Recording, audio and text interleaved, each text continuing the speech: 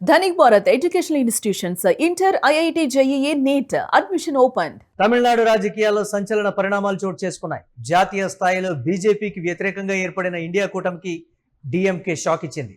Tamil Nadu assembly ఎన్నికల తర్వాత రాజకీయ సమీకరణాలు పూర్తిగా మారిపోయాయి.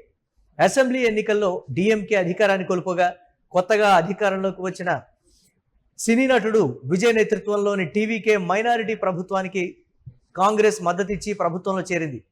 డిఎంకేతో మిత్రబంధాన్ని తెంచుకొని మంత్రి పదవుల కోసం కాంగ్రెస్ తమకు ద్రోహం చేసిందని డిఎంకే ఇండియా కూటమికి గుడ్ బై చెప్పింది.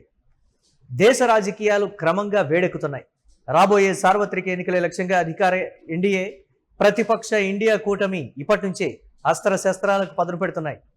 ఈ క్రమంలో దేశవ్యాప్తంగా ఉన్న మిత్రపక్షాలను తన వైపు తిరిగి రప్పించుకునే ప్రయత్నాలను ఇండియా కూటమి ముమ్మరం చేస్తున్నట్లుగా ప్రచారం జరుగుతోంది. ఇప్పటికే గత నెలలో ఢిల్లీ వేదికగా సమావేశమైన ఇండియా కూటమి ప్రతి 2 నెలలకు ఓసారి సమావేశం కావాలని నిర్ణయించింది. ఆగస్టులో హైదరాబాద్ వేదికగా ఇండియా కూటమి సమావేశం కాబోతోంది. అయితే ఈ సమావేశానికంటే ముందే కూటమికి దూరమైన తమ మిత్రపక్షాలను తిరిగి తమ వైపు ఆకర్షించేలా కూటమి పెద్దలు ప్రయత్నాలు చేస్తున్నారనే ప్రచారం రాజకీయ వర్గాల్లో ఆసక్తికరంగా మారింది. అసెంబ్లీ ఎన్నికల తర్వాత ఇండియా కూటమికి తమిళనాడులో భారీ ఎదురుదెబ్బ తగిలింది. ప్రభుత్వ ఏర్పాటుకు విజయ్తో చేతులు కలపడం పట్ల తీవ్ర ఆగ్రహంతో రగిలిపోయిన డిఎంకే ఇండియా కూటమికి గుడ్ బై చెప్పింది. అయితే రాష్ట్రంలో కొత్తగా అధికారంలోకి వచ్చిన ముఖ్యమంత్రి విజయ్ నేతృత్వంలోని టీవీకే పార్టీని, మాజీ ముఖ్యమంత్రి ఎంకే స్టాలిన్ నేతృత్వంలోని డిఎంకే పార్టీని ఒకే వేదికపైకి తేవాలనే ప్రయత్నాలను తాజాగా డిఎంకే రిజెక్ట్ చేసింది. బీజేపీని ఎదుర్కొనేందుకు ఇరు పార్టీలు జాతీయ స్థాయిలో కలిసి పనిచేయాలంటూ గత మిత్రపక్షం వీసీకే చేసిన సూచనను డిఎంకే తోసిపుచ్చింది. తమిళనాడు అసెంబ్లీ ఎన్నికల తర్వాత కాంగ్రెస్ పార్టీ తమకు ద్రోహం చేసిందని, ఇలాంటి పరిస్థితుల్లో కేరళ, పశ్చిమ బెంగాల్ తరహా మోడల్ తమిళనాడులో సాధ్యం కాదని డిఎంకే స్పష్టం చేసింది. వీసీకే అధినేత తిరుమావళవన్ కేరళ, పశ్చిమ బెంగాల్లో ఉన్న రాజకీయ వ్యూహాన్ని తమిళనాడులోనూ అమలు చేయాలని ప్రతిపాదించారు. రాష్ట్ర రాజకీయాల్లో ప్రత్యర్థులుగా ఉన్న పార్టీలు జాతీయ స్థాయిలో మాత్రం బీజేపీకి వ్యతిరేకంగా ఇండియా కూటమిలో భాగస్వాములుగా కొనసాగాలన్నది తిరుమావళవన్ ప్రతిపాదన. ఈ ప్రతిపాదనకు కాంగ్రెస్ కూడా మద్దతు పలికింది. అయితే డిఎంకే దీనిని తీవ్రంగా ఖండించింది. అసెంబ్లీ ఎన్నికల తర్వాత కేవలం మంత్రి పదవుల కోసమే కాంగ్రెస్ పార్టీ టీవీకేతో చేతులు కలిపి డిఎంకేకు వెన్నుపోటు పొడిచిందని తాజా DMK MP Ganapathi P Rajkumar react అయ్యారు. జాతీయ ప్రయోజనాలను పక్కన పెట్టి స్వార్థ రాజకీయాలకు పాల్పడిన కాంగ్రెస్ ఇప్పుడు వీసీకేను రాయబారిగా వాడుతూ డిఎంకేను ఒప్పించాలని చూస్తోంది. మా నాయకత్వం ఈ ప్రతిపాదనను ఎట్టి పరిస్థితుల్లోనూ అంగీకరించదు. అసలు పార్లమెంటులో ఒక్క ఎంపీ కూడా లేని టీవీకేను ఇండియా కూటమిలో ఎలా భాగం చేస్తారని కూడా ఆయన ప్రశ్నించారు. రాష్ట్రంలో ప్రత్యర్థులుగా ఉన్నప్పటికీ జాతీయ స్థాయిలో బీజేపీని ఢీకొట్టేందుకు ఇండియా కూటమిలో కలిసి పనిచేద్దామంటూ వచ్చిన ప్రతిపాదనను డిఎంకే అధినేత ఎంకే స్టాలిన్ తీవ్రంగా తిరస్కరించారు. కేరళ, పశ్చిమ బెంగాల్ తరహా వ్యూహాలు తమిళనాడులో సాధ్యం కాదని కూడా ఆయన స్పష్టం చేశారు. రాష్ట్రాల్లో ప్రాంతీయ పార్టీలను బలహీనపరచాలన్న ప్రయత్నం చేస్తూ ఉండడంతో బీజేపీనే డిఎంకేకు ప్రధాన సైద్ధాంతిక ప్రత్యర్థి అని స్టాలిన్ పేర్కొన్నారు. డిఎంకే అధినేత స్టాలిన్ కోసం అగ్రనేత రాహుల్ గాంధీ రంగంలోకి దిగారని జోరుగా ప్రచారం జరుగుతోంది. ఆగస్టులో హైదరాబాద్లో జరగబోయే ఇండియా కూటమి సమావేశానికి ముందే తమిళనాడులో ఈ విధమైన బ్రేక్ పడటం కూటమి పెద్దలకు పెద్ద తలనొప్పిగా మారిపోయింది.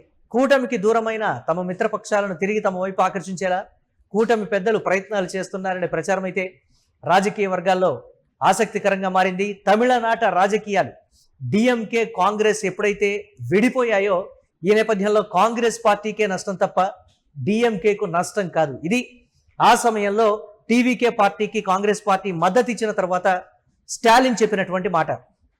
ఇప్పటికీ కూడా అదే మాట మీద కట్టుబడి ఉండటం కావచ్చు, లేకపోతే డిఎంకే పార్టీ నుంచి ఒక్కరు కూడా ఇటు ఇతర పార్టీల వైపు, అధికార పార్టీ వైపు కూడా చూడలేదు అనేది కూడా ఎంత నిజమో డిఎంకే పార్టీని అంతే ప్లాన్డ్గా కూడా స్టాలిన్ ఆర్గనైజ్ చేస్తూ ఉన్నారు.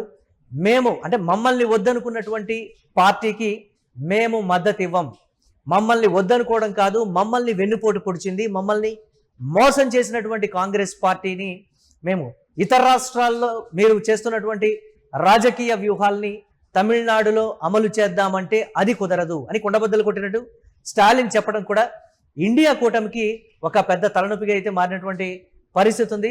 రాబోయే ఎన్నికల్లో భారతీయ జనతా పార్టీని ఎదుర్కోవాలంటే డిఎంకే తప్పనిసరిగా ఉండాలి అనేది కాంగ్రెస్ పార్టీలోని సీనియర్లు కావచ్చు, లేకపోతే రాహుల్ గాంధీ కూడా ఈ అంశాన్ని గ్రహించారని కూడా చెప్తూ ఉన్నారు.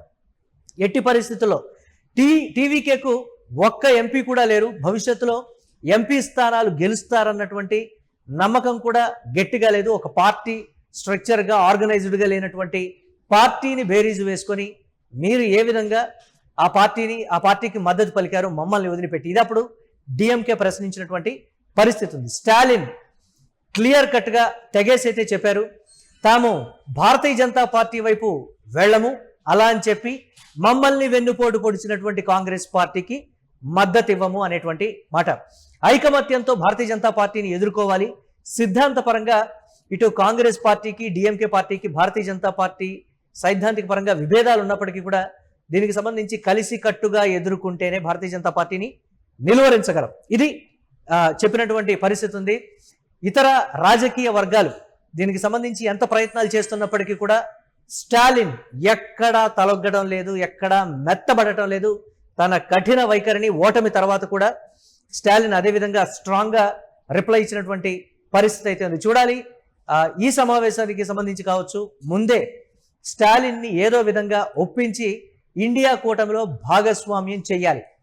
భారతీయ జనతా పార్టీకి వ్యతిరేకంగా దేశవ్యాప్తంగా ఇండియా కూటమి ప్రాంతీయ పార్టీలు ఏ విధంగా అయితే జట్టు కడుతుందో తమిళనాడులో మాత్రం అది సాధ్యపడదని అయితే స్టాలిన్ అయితే తెగేసి చెప్పారు. కానీ రాజకీయాల్లో ఎప్పుడు ఏ విధంగా జరుగుతుందో, ఎలాంటి సందర్భంలో రాజకీయాలు ఎలాంటి కీలక మలుపులు తిరుగుతాయో తెలియదు కాబట్టి చెప్పలేం అనేటువంటి మాట కూడా వినిపిస్తోంది. కానీ పార్లమెంటులో ఆ స్థాయిలో సభ్యులు ఉన్నటువంటి డిఎంకే పార్టీని మనం వదులుకోకుండా ఉండాల్సింది. ఇది ప్రస్తుతం కాంగ్రెస్ పార్టీ అధిష్టానంలో కావచ్చు, ఇండియా కూటమిలో కావచ్చు, కాంగ్రెస్ పార్టీ ఏదైతే ఇతర పార్టీలు ప్రాంతీయ పార్టీలతో వెళ్తుందో వారందరూ కూడా చెప్పడంతో ఎస్ మనం డిఎంకేని ఏదో విధంగా కలుపుకొని వెళ్ళాలి. వీసీకే పార్టీ అధినేతను కూడా దీనికి సంబంధించి రాయబారిగా పంపినప్పటికీ కూడా సున్నితంగా తిరస్కరించి సూటిగా సమాధానం చెప్పారు స్టాలిన్. ఎట్టి పరిస్థితులను రాజకీయాల్లో వెన్నుపోటుని మోసాన్ని సహించేది లేదు అనేటువంటి మాట అయితే చెప్పారు. చూడాలి రాబోయే రోజుల్లో డిఎంకే పార్టీ కానీ ఇండియా కూటమిలో భాగం కాకపోతే ఎలాంటి పరిస్థితులు ఉంటాయి, మళ్ళీ పార్లమెంట్లో అనేది అయితే స్పష్టంగా డిఎంకే పార్టీ సభ్యుల రూపంలో ఆ లెక్కలు పర్టికులర్గా చెప్తున్నాయి. చూడాలి ఏ విధంగా ఉండబోతుందని.